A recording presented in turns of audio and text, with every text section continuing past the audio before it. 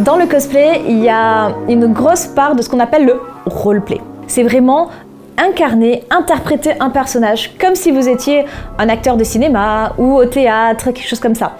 En fait, c'est là toute la différence par rapport à quelqu'un qui va porter un déguisement.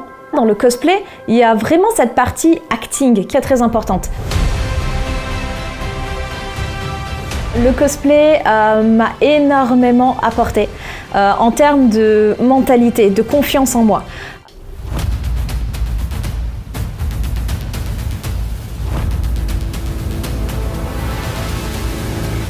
Alors, je fabrique intégralement tous mes cosplays.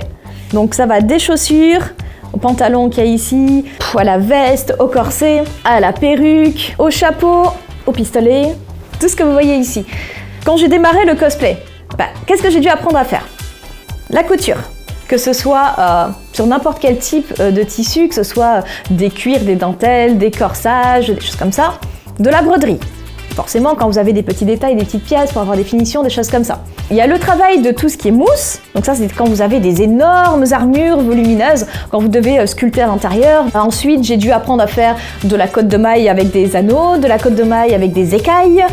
J'ai dû travailler des cuirs, que ce soit des cuirs de type, du coup, avec des tannages chimiques ou des tannages végétaux. J'ai ensuite appris à travailler les plumes, le travail de teinture de plumes, parce que ça ne se teint pas comme on va teindre des cheveux, comme on va teindre un vêtement.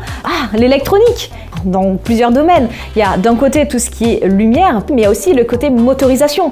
J'ai notamment fait un costume avec des ailes de 4 mètres d'envergure, monté sur des vérins en fait qui se déploient et qui bougent, qui sont activables par des télécommandes. C'est vraiment une discipline qui est extrêmement complète. Et ça, c'est uniquement des techniques faites pour la création des costumes.